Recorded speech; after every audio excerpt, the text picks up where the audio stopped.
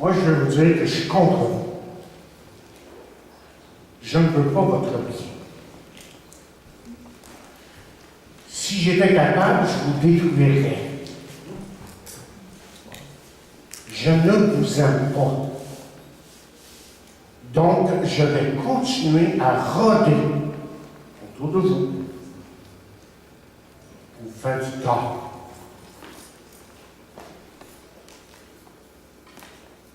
Qui suis-je? 1 Corinthiens 10, 13. 1 Corinthiens 10, 13. Verset qui nous est évidemment extrêmement familier.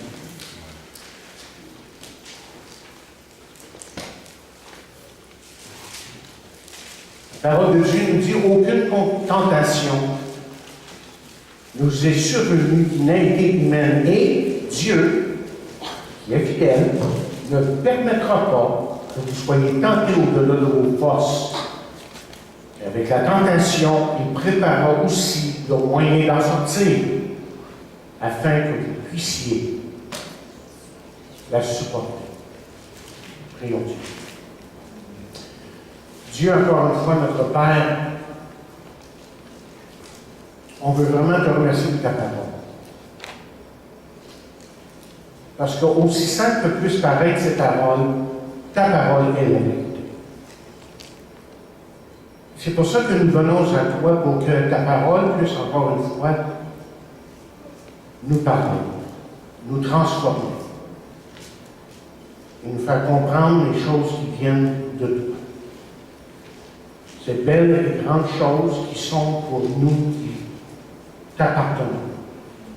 Et donc, Seigneur, ouvre nos yeux, dispose nos cœurs, qu'il n'y ait absolument rien qui puisse faire obstruction à l'œuvre de ton Saint-Esprit dans nos vies en ce moment. Notre foi est en toi et dans l'œuvre de ton Saint-Esprit à travers ta parole ce matin. Donc, bénis-nous, bénis chaque enfant de Dieu ici. Je le prie dans le nom de Jésus. Amen. Alors maintenant, vous savez qui, n'est-ce pas? La tentation. On a lu un verset qui est si familier, connu par la plupart de nous, évidemment. Et vous savez, le mot tentation veut dire différentes choses pour différentes personnes. Et pour commencer, il faut comprendre, il faut réaliser, c'est que nous sommes tous tentés à un certain moment. Même Jésus a été tenté. Et le dictionnaire nous dit concernant la tentation, ce qui pousse à enfreindre une loi religieuse, morale, impulsion qui pousse au péché ou au mal. Vous savez ce qui rend la question difficile concernant la tentation? C'est que vous voyez, chers amis, faire la bonne chose n'est pas toujours facile dans le feu de l'action. Tout ce qu'on fait jour après jour, dans le feu de l'action. C'est-à-dire que la bonne chose n'est pas ce qui est toujours le plus attirant, tandis que faire le mal peut sembler très attirant à certains moments.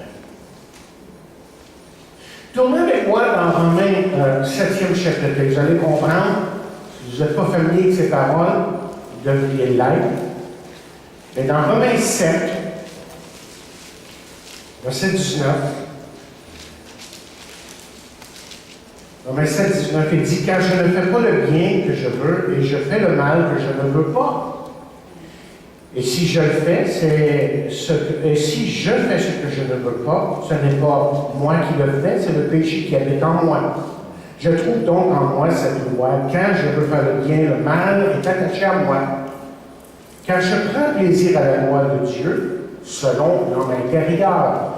Mais je vois dans mes membres une autre loi qui lutte contre la loi de mon entendement et qui me rend captif de la loi du péché qui est dans mes membres. Misérable que je suis, qui me délivrera de ce corps ou du corps de cette mort? Alors, ça nous arrive d'être, à certains moments, n'est-ce pas, d'être en train de nous demander si nous devons faire ou pas faire telle et telle chose. Et laissez-moi vous dire, quand on arrive à ce point-là dans notre vie, là, que ce n'est pas une illusion, des choses qui imaginaires dans nos esprits. Non, c'est vraiment une guerre qui se livre en nous.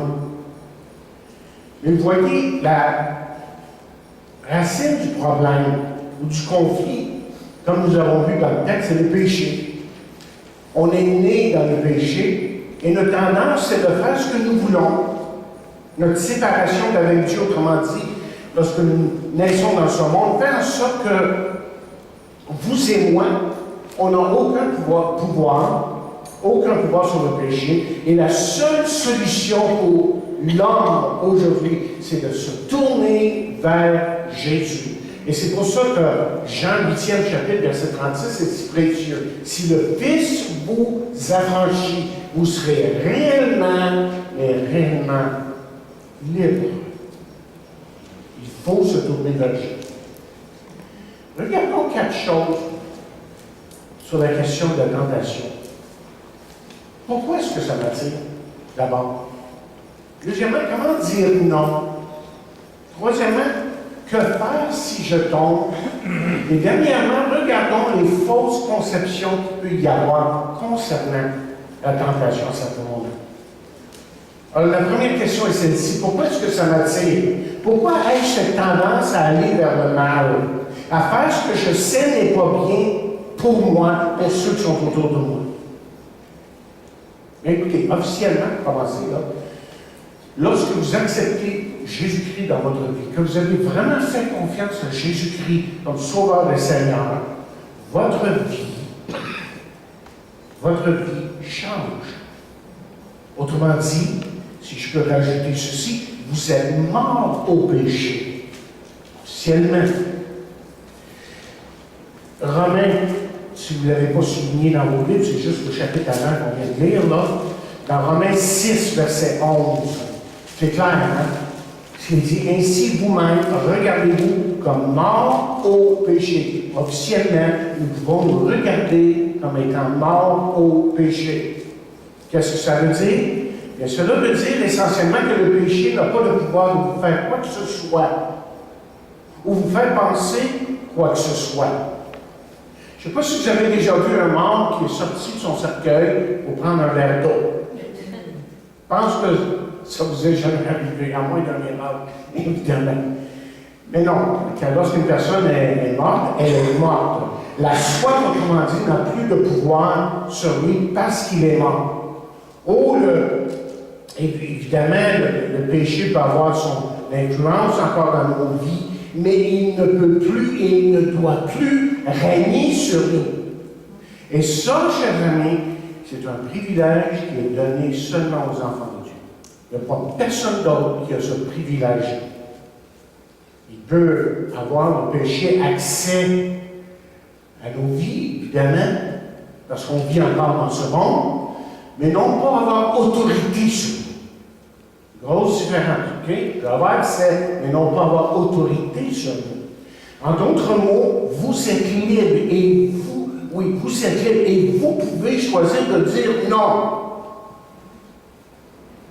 Est-ce que vous êtes son enfant? Si je peux continuer mon idée, juste à dire que la Bible nous annonce, nous dit à plusieurs reprises, là, que lorsqu'on vient en Christ, quand on est une nouvelle personne, si quelqu'un est en Christ, il est une nouvelle créature, les choses anciennes sont passées, toutes choses sont devenues nouvelles. Tout le monde connaît ce verset-là. Je ne sais pas si vous connaissez aussi bien Galates. Galates 6, verset 15. Ça, c'est peut-être moins connu. Et j'aime ce verset-là parce qu'il dit quelque chose qui est tellement important, qui est tellement essentiel pour un enfant de Dieu qui veut comprendre ce que c'est de vraiment marcher avec Dieu. Galates 6, verset 15, voici ce que nous lisons. Ce n'est rien, dit-il, Paul, que d'être circoncis ou incirconcis. Ce qui est quelque chose, c'est d'être une nouvelle créature ou une nouvelle personne. Et vous devez le réaliser. Si vous êtes à Jésus-Christ aujourd'hui, vous vous avez donné votre vie à Jésus-Christ, vous êtes vraiment une nouvelle personne, ce qui fait que nous pouvons choisir l'obéissance plutôt que la rébellion contre Dieu. Ça n'empêche pas que le péché peut nous attirer à certains moments. Le péché peut faire son œuvre dans nos vies à certains moments. Maintenant, ce qu'il faut comprendre, c'est que, d'abord, c'est que vos désirs naturels viennent de Dieu. Par exemple, le désir de manger est un désir naturel, mais manger au point de détruire son corps, ça c'est un péché. Et chaque fois que vous allez au-delà des limites mises par Dieu, et là vous commencez à embarquer sur du terrain qui pourrait être puissant et vous nuire et vous apporter toutes sortes de problèmes. Avez-vous remarqué que lorsqu'on pêche, on a cette tendance de blâmer les autres pour quelque chose? On dira que, par exemple, ce que j'entends à certains moments, ce qu'on entend à la TV, tu sais, on analyse les gens. Puis là, on a dit, ah, c'est la faute de le passé. Et d'autres vont dire, ben, on a des faiblesses. D'autres vont dire qu'on va blâmer un ami, on ne va pas blâmer nos parents. Et je pense que vous savez que dans la parole de Dieu, que ça, ce n'est pas une tactique nouvelle que de blâmer les autres. Parce que, foncièrement, l'homme n'aime pas se sentir coupable. Donc, on blâme les autres pour ses méfaits, comme Adam l'a fait dans le jardin d'Éden. Et pourtant, le blâme, c'est lui qui le portait, évidemment. Il a essayé de blâmer Ève, mais c'est vraiment lui qui devait mener sa barque et mener la barque, mais il a péché. Vous savez, c'est tellement dur pour l'homme d'admettre qu'il est le seul responsable pour son péché. C'est même dur à certains moments pour certains chrétiens d'admettre qu'ils ont péché. C'est pour ça qu'on blâme les autres. On va blâmer Satan. C'est vrai que Satan peut jouer un certain rôle dans ce qui a trait à la tentation. Et il joue un rôle important. Mais c'est faux de dire que c'est lui qui nous fait faire. Il n'a pas ce pouvoir. Écoutez, Satan n'est pas capable de faire quoi que ce soit. Et là, je parle des enfants de Dieu. Pas n'importe qui. Je parle de ceux qui se disent enfants de Dieu, qui ont vraiment fait l'expérience de ce que c'est de connaître Jésus-Christ. Satan n'a aucun pouvoir sur vous. Oh, il peut vous manipuler. Il peut certainement vous tromper. Il peut vous donner même un désir extrêmement intense pour quelque chose qui est mal, et que vous savez qu'il est mal. Mais il ne peut pas vous forcer de le faire. C'est sûr. Satan, c'est un ennemi redoutable. Satan a des intentions qui sont impures. Il n'y a aucun doute de ça. Si moi, vous donner un exemple. J'aime beaucoup l'histoire. Alors, de temps en temps, je regarde des films de guerre. Pas des films de guerre historiques.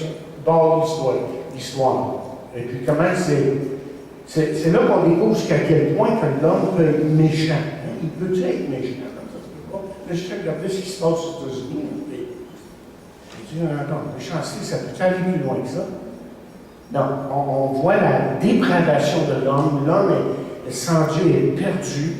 Et je regardais une émission sur Adolf Hitler il y a quelques semaines de ça. Non, en fait, il y a quelques jours. À la fin des années 30, son parti a pris le pouvoir. Et si vous connaissez un petit peu votre histoire, vous savez que lui a promis la prospérité et la domination du monde en revendiquant ce qui appartenait aux Allemands. Et le tout qu'il proposait dans ses grands énoncés devant des milliers de gens à certains moments, le tout semblait juste aux yeux du peuple allemand. Ce qu'Hitler n'a pas dit au peuple, c'est que pour en arriver à ça, c'est qu'il faudrait faire la guerre. Chose que les Allemands, dans le fond, les Allemands ne voulaient pas la guerre plus que personne d'autre, quiconque d'autre.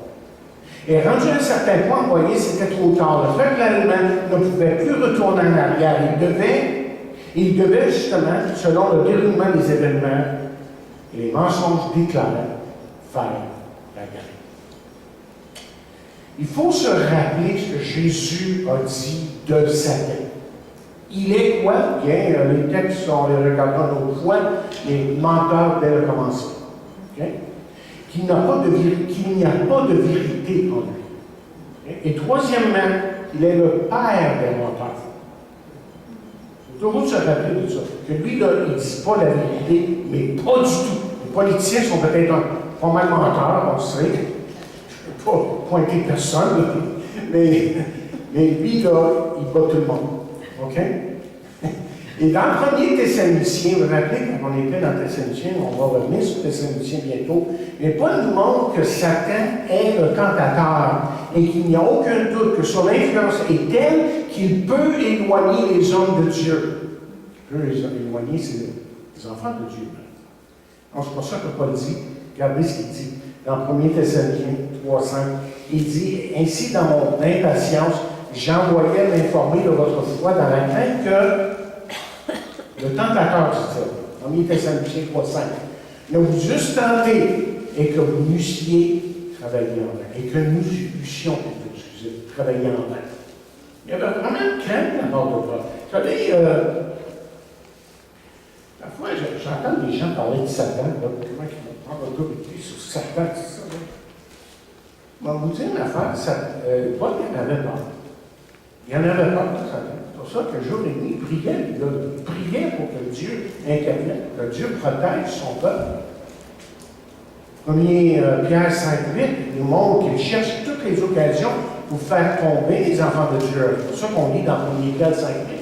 Écoutez ces versets, ces paroles, il dit « Soyez sobres, veillez, votre adversaire le diable rôde comme un lion rugissant, cherchant qui il dévorera. » Ah, il est toujours sa job, OK? Il ne prend pas de vacances, il ne prend pas d'heure, il ne prend pas de break, il est toujours sa job. Mais heureusement que lorsqu'on fouille un peu plus dans la parole de Dieu, on découvre que Job, par exemple, nous assure que sa puissance est limitée par Dieu. Okay? Par exemple, dans Job 1, qu'est-ce qu'on lit?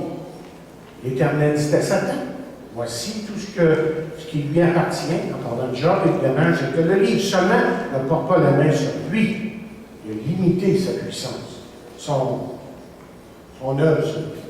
Et l'Épître de Jacques semble nous dire que certains vont jusqu'à blâmer Dieu pour la tentation, mais Dieu ne peut tenter personne. Regardez ce qu'ils disent ce que Jacques dit dans Jacques 1, 13 et 14. Jacques 1, 13 et 14. Il dit que personne, lorsqu'il est tenté, ne dise c'est Dieu qui me tente, car Dieu ne peut être tenté par le mal, et il ne tente personne, lui-même personne. Mais chacun est tenté quand il est attiré et amorcé par sa propre, on va dire.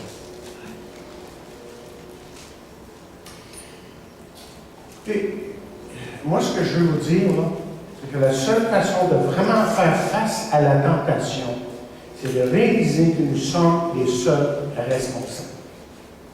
Lorsque vous êtes tenté, vous pouvez dire oui ou non, malgré les influences négatives ou autres.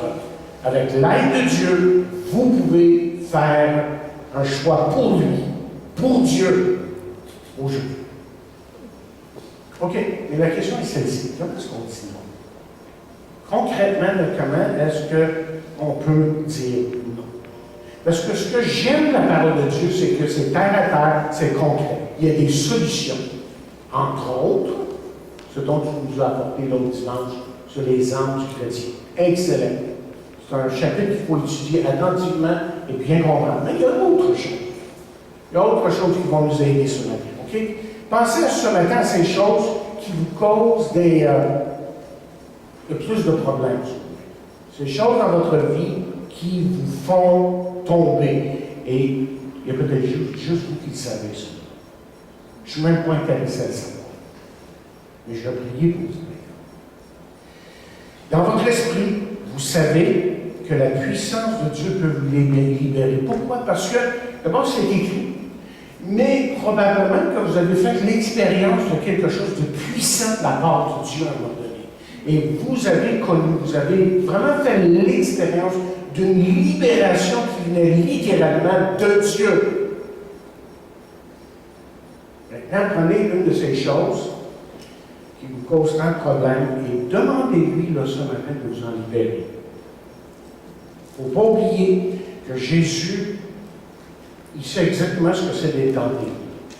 Okay? Parce que lui-même, comme on a dit au début, lui-même a été tenté. Et c'est pour ça qu'il peut s'identifier à chacun de nous. La parole de Dieu est claire dans Hébreux 2, verset 18. C'est pas qu'ayant été tenté lui-même dans ce qu'il a souffert, il peut secourir aussi ceux qui sont tentés. Mais répondons à la question, comment est-ce qu'on dit non concrètement pour parler? OK? Moi, je vous donne 8 points. On ne peut pas gérer contre. En tout cas, peut-être après 8 points. Okay. D'abord, premièrement, sachez qu'en Christ, la victoire vous appartient. Sachez qu'en Jésus-Christ, la victoire est à vous. Quelqu'un écrit, Satan ne peut pas résister à un enfant de Dieu qui compte sur le Saint-Esprit pour le défendre. On a bien dit ça, hein? Satan ne peut pas résister à un enfant de Dieu qui compte sur le Saint-Esprit pour le défendre. Lorsque Satan, voyez, engage la lutte contre un enfant de Dieu qui compte sur Dieu pour le libérer, eh bien, c'est comme une équipe Pee-Wee, on va dire le baseball, une équipe Pee-Wee qui joue contre une équipe professionnelle, la Ligue nationale.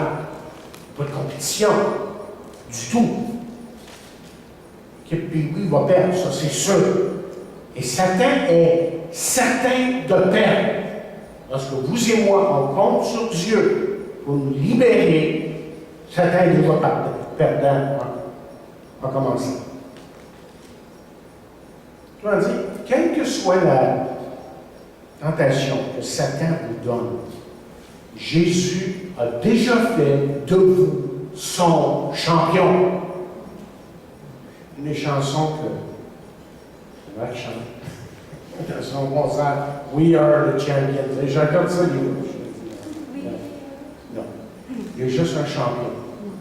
Jésus et ses enfants. C'est eux qui sont champions. Il n'y a pas personne d'autre. Mais c'est ça. Le monde veut se croire capable de faire bien les choses. Mais en fin de compte, il y a juste un champion. C'est Jésus-Christ. C'est ses enfants qui marchent avec lui et qui marchent de jour en jour dans la victoire. Parce qu'il dit ceci dans Romains 8, verset 37. Mais dans toutes ces choses, nous sommes plus que vainqueurs. Nous sommes plus que vainqueurs. J'ai déjà dit, c'est un superlatif, ça. C'est plus que juste un petit peu vainqueur, mais c'est vraiment être vainqueur dans celui qui nous a aimés. Donc, ce qu'on est en train de dire ici, c'est tout simplement ceci. C'est qu'une tentation trop forte pour un enfant de Dieu, ça n'existe pas. Quelles que soient les circonstances, quel que soit l'état émotionnel d'une personne, ou physiquement. On a lu là, 1 Corinthiens 10, verset 13 au début. OK. Là, je vais vous lire dans la parole vivante. Et je l'ai écrit ici. Parole vivante, je le dis différemment. C'est une transcription, c'est utile, mais ce n'est pas vraiment une traduction. Il dit les tentations qui vous ont été assaillies, jusqu'ici, sont communes à tous les hommes.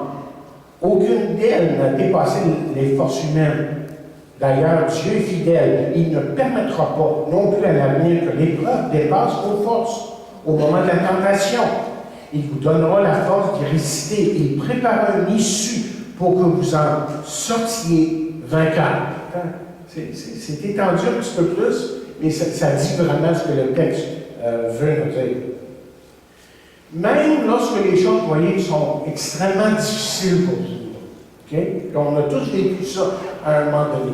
Bien, ce que la parole de Dieu nous annonce, c'est que le Seigneur nous promet de nous libérer. C'est ce qu'on lit dans 2 Pierre 2,9. Le Seigneur s'est délivré de l'épreuve des hommes pieux, dit Pierre, et réservé Les injustes vont être punis au jour du jugement. Et la première phrase. Hein? Le Seigneur s'est délivré de l'épreuve, les hommes pieux. On dit, j'imagine que lorsqu'il parle ici d'hommes pieux, qui parle d'hommes qui s'unifient devant Dieu, qui vraiment se présente devant Dieu comme ayant cette incapacité de faire quoi que ce soit pour eux-mêmes et qui se vident le cœur, se vident totalement d'eux-mêmes et qui disent, Seigneur, mais agis, j'ai juste toi. Deuxièmement, qu'est-ce qu'on peut faire pour résister à la tentation? Je dirais, deuxièmement, soyez conscients de vos faiblesses et soyez attentifs. Vous savez, dans les sports, un coach sait très bien qu'il a besoin d'une bonne défensive. C'est pour ça que dans le hockey aujourd'hui, par exemple, professionnel, il y a un coach, un instructeur pour la défensive. Tellement important. Et c'est pour ça que lorsqu'un coach a une bonne défensive, bien, il peut développer vraiment une bonne stratégie. Que ce soit dans le hockey, le football, n'importe quel sport. Et c'est important de réaliser, vous et moi, là où on peut être les plus vulnérables. Et de plusieurs façons, Jésus a indiqué qu'il fallait être prêt continuellement et être sur nos gardes. Continuellement. Hey. Matthieu 26, verset 41, qu'est-ce qu'il dit? Veillez et priez. Matthieu 26, verset 41. Veillez et priez afin que vous ne tombiez pas dans la tentation, que vous ne tombiez dans la tentation. Connaissez bien le verset, je sais. Je le cite quand même. L'esprit est bien disposé, mais la chair est. On entend des fois dans les films des gens qui jokent avec ça. Ces paroles-là font comme des jokes. Oh là, l'esprit est bien disposé, mais la chair est faible. On fait ce qu'on veut. C'est triste, mais ça ne devrait pas être comme ça pour un chrétien. Lorsque la lumière rouge s'allume, là, on va dire wow! OK, qu'est-ce qui se passe dans la vie? Il s'arrêter, il dit Seigneur, qu'est-ce que tu es en train de me dire? C'est à la tête. C'est important. Ce qui fait que la prière constante est l'une des façons d'être prêt et d'être sur nos gardes, évidemment. Jacques nous dit justement que la prière fervente, j'aime beaucoup le mot qu'il utilise dans Jacques 5, verset 16. Il dit la prière fervente du juste a une grande efficace. C'est-à-dire que la prière du juste, celui qui aime Dieu, qui crie à Dieu, il dit cette prière-là est efficace et va agir dans sa vie. Et troisièmement, quelle est l'autre option qu'on a si on est tenté? Vous êtes tenté. Je suis frère, pogné. OK. Recevez la vérité de la parole de Dieu. Recevez la parole de Dieu. La vérité, j'insiste ici, là. Parce que le danger, vous voyez, quand on est tenté, c'est d'être trop concentré sur nos faiblesses. Et il est facile pour nous de conclure, de dire, ah, je suis faible, vraiment, je ne suis pas capable. Mais je laissez-moi vous dire que dans le dictionnaire céleste, je ne suis pas capable, ça n'existe pas.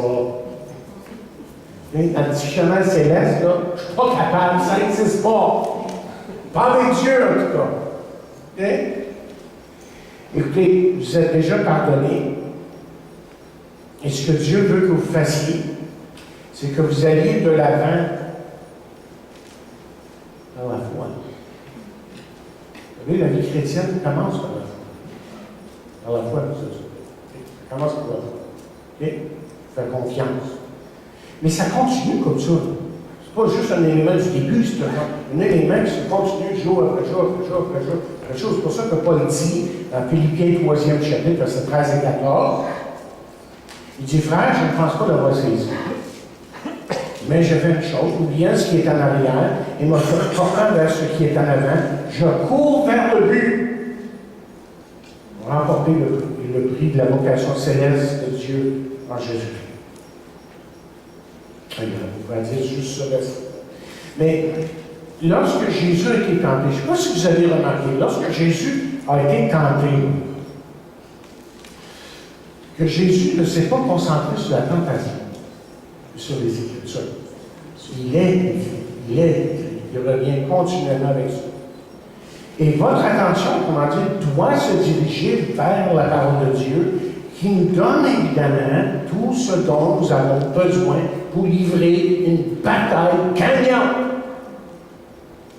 Parce que souvent, c'est une bataille. C'est vrai.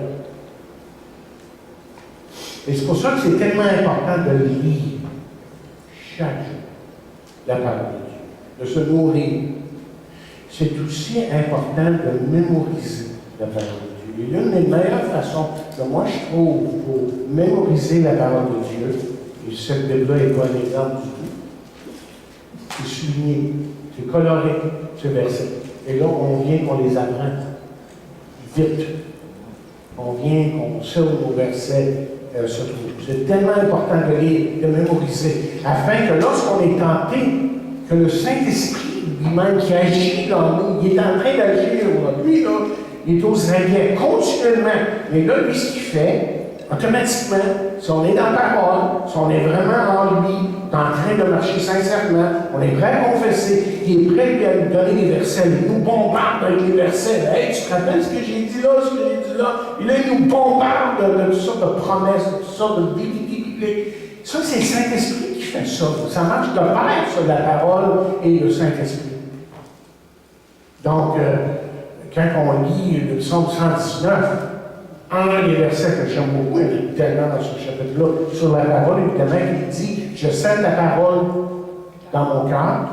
C'est ça qu'il dit, je sens ta parole dans mon cœur, afin de quoi? De ne pas pécher contre toi. Comment le jeune homme rendra-t-il son sentier en se dirigeant vers la parole? Et c'est plein de versets comme ça dans le psaume 119. Si vous ne l'avez pas lu au complet, faites-le s'il vous plaît. C'est un des plus beaux chapitres dans toute la Bible. OK, quatrièmement, vous êtes tentés. Peut-être que même vous êtes épuisé de ça. Vous savez que Satan, s'il peut le faire, il va nous épuiser. Mentalement, physiquement, on est tenté, on est plus vulnérable. Il y a quatrièmement, ne vous fiez pas à votre passé. Qu'est-ce que j'essaie de dire ici? Mais il se peut que dans le passé, que vous avez bien résisté à telle et telle situation, à telle et telle tentation. Mais hier, c'était hier. Aujourd'hui, c'est aujourd'hui. OK? Parce que hier, vous étiez de bonne humeur. Hier, vous étiez reposé. Vous avez passé 3-4 semaines en vacances. Ou peut-être juste une semaine, c'est assez pour ça. Vous étiez joyeux, les choses marchaient bien. Ce qui fait que, quand tu as ça avec vous, hey, veux-tu prendre le bord? C'est à peu près ça. Hein? Mais aujourd'hui, vous êtes un petit peu découragé. Un peu plus vulnérable. Et vous ne faites pas attention. Vous n'êtes pas du tout attentionné spirituellement parlant. Savez-vous qu'il faut être attentionné spirituellement parlant? Okay? Et Satan peut vous prendre très bientôt là, dans son piège. Tantôt, on a lu le premier Pierre, on va le relire. Okay? Premier Pierre 5, on va juste y revenir. Il dit, soyez sobres, veillez, à traverser le diable comme un lion rugissant, cherchant, qui il dévorera. Là, je vais vous lire ici dans le... Là, ça m'est venu ce matin, seulement, quand je revisais mon message.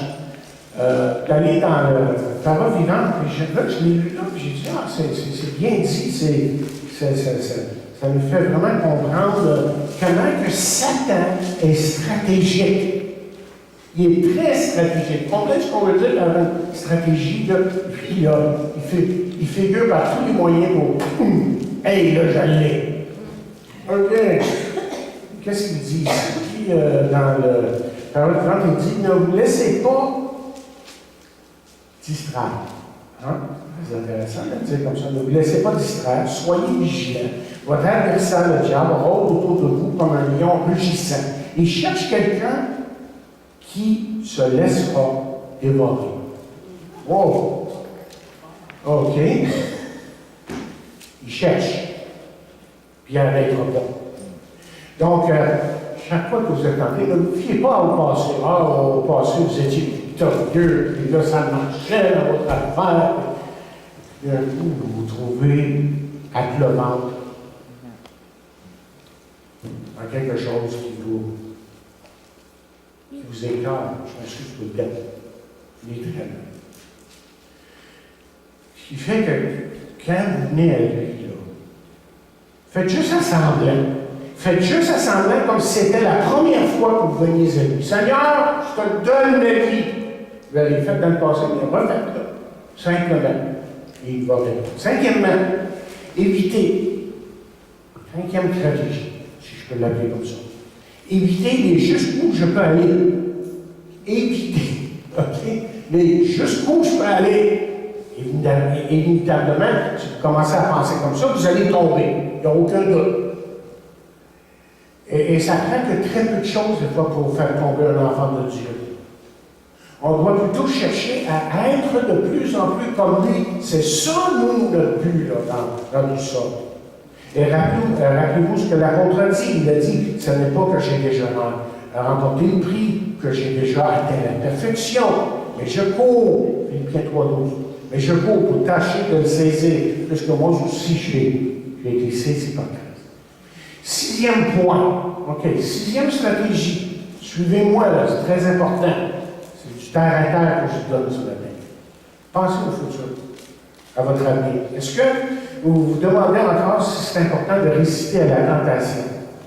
C'est vrai que nos péchés du futur sont pardonnés. Il y avait des chrétiens qui ne semblent pas de comprendre ça. Vos péchés du passé sont pardonnés. Présent et futur, c'est aussi pardonné. La Christ a dit tout que tu as accompli. C'était pas juste pour le passé, c'était pour toute l'avenir qui était devant lui. Mais seulement, le péché a toujours des conséquences. Okay? Et parfois, des conséquences qui sont désastreuses. Par exemple, Joseph aurait pu se venger sur ses frères. Lorsqu'ils sont venus en Égypte pour chercher de la nourriture, il aurait pu vraiment se venger. Mais il a vu au-delà de la vengeance, évidemment. Il a compris que c'était le moyen, ou un des moyens que Dieu s'était servi pour sauver son peuple.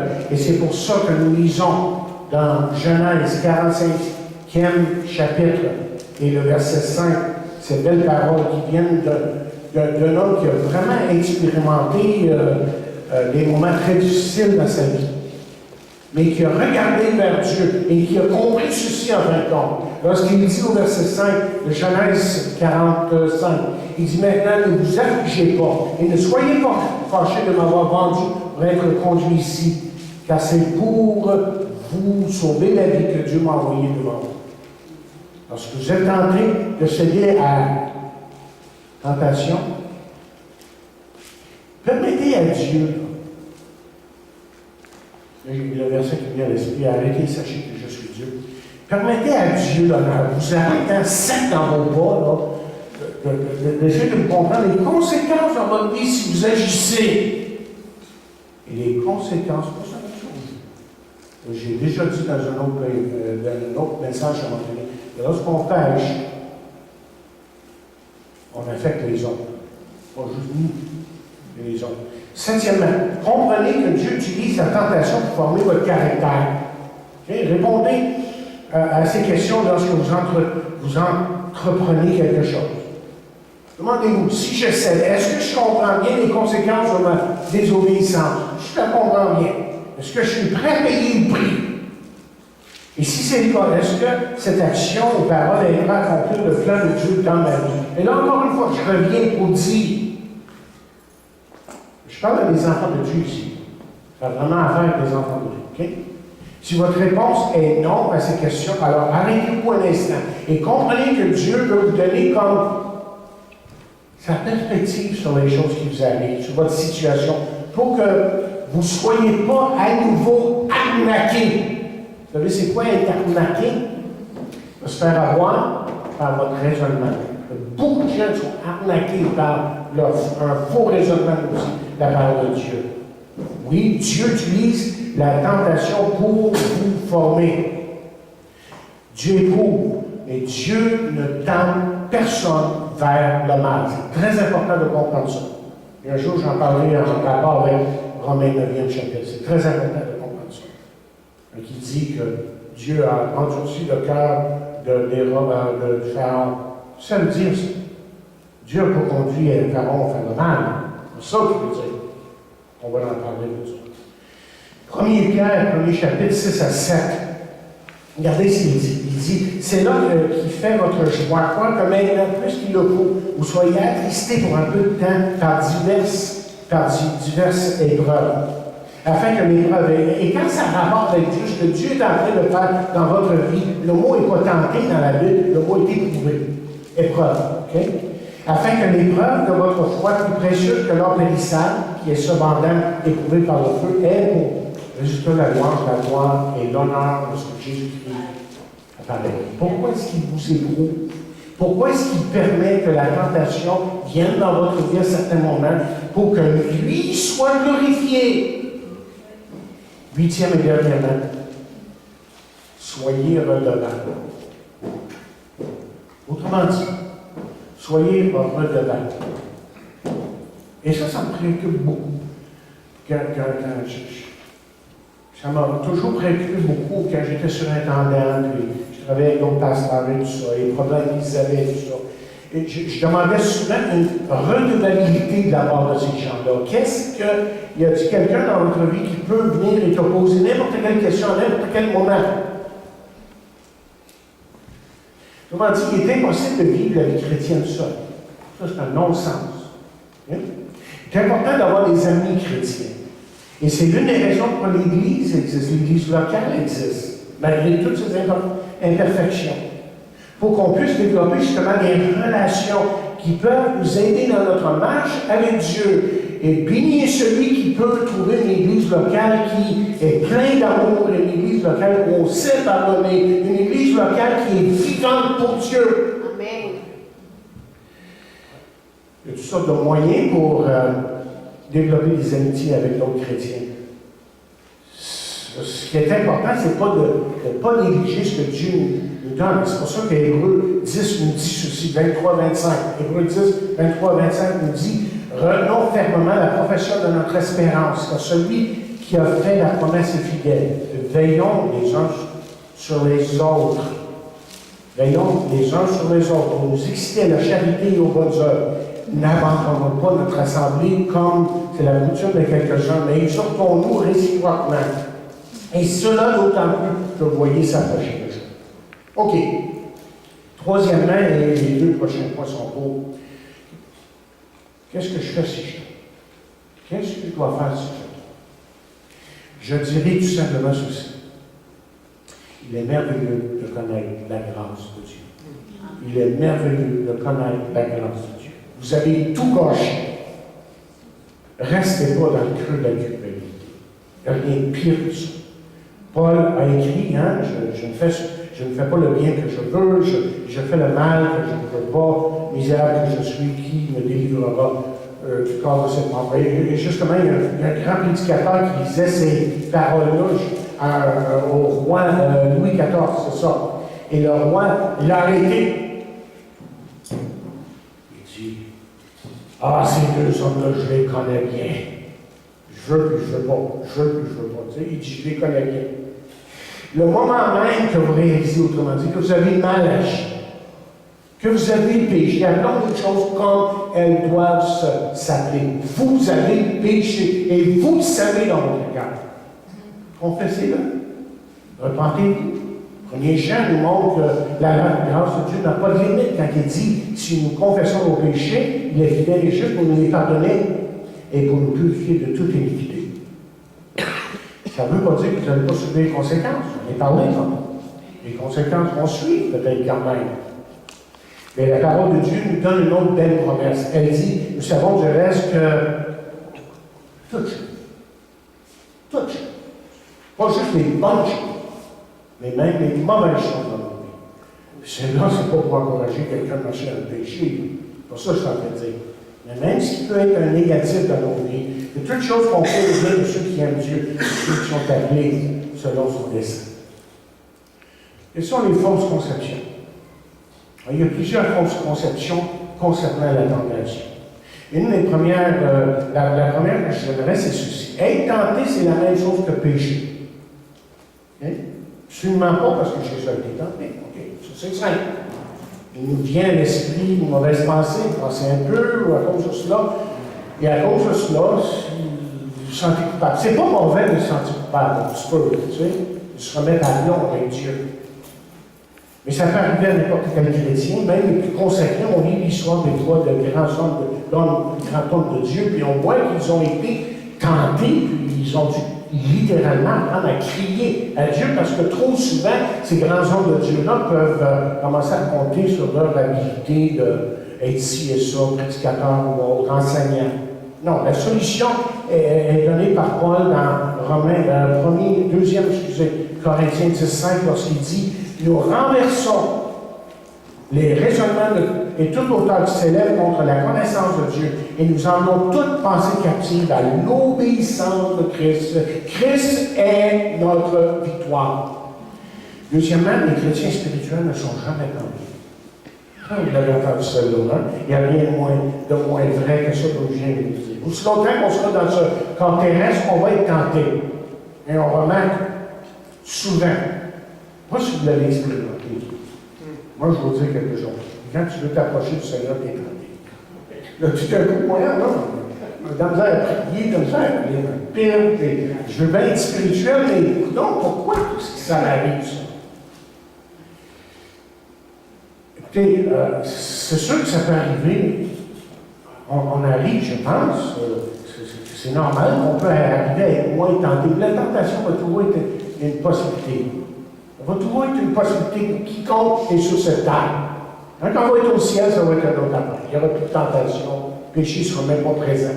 Mais ce qui est important de comprendre, c'est cette vérité. Là, je veux que vous tourniez avec moi dans 1er Jean.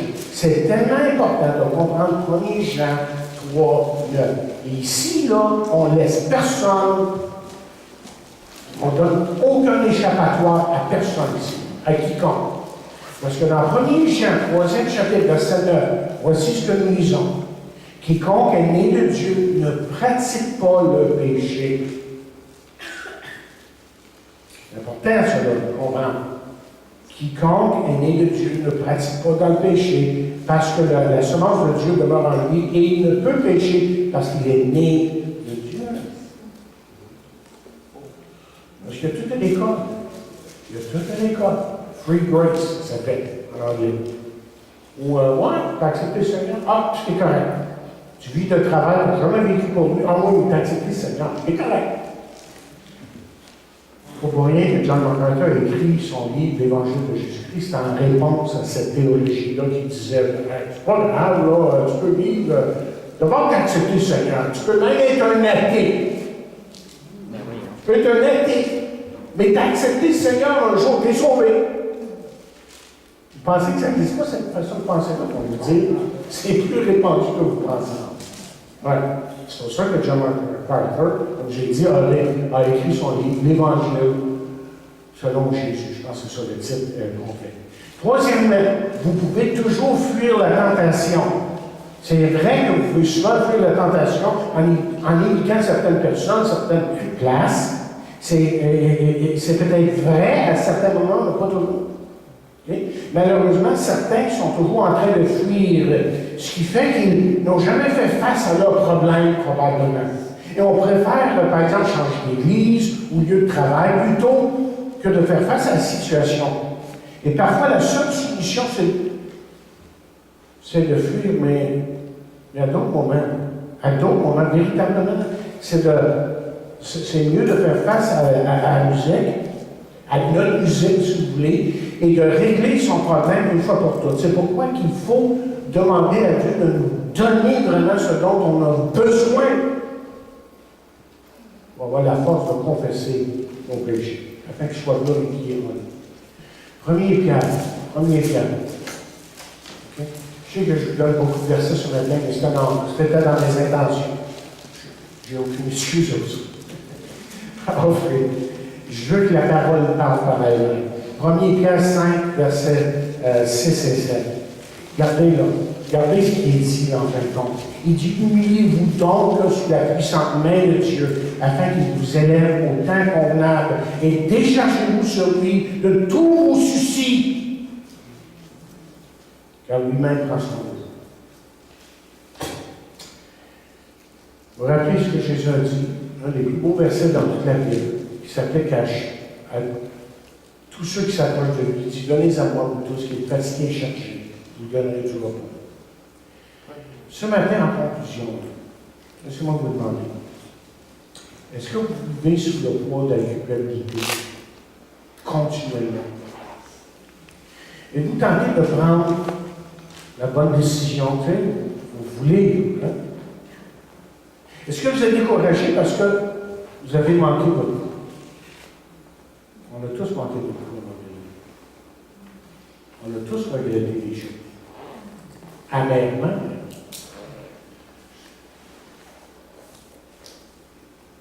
Mais vous avez souvent recommencé.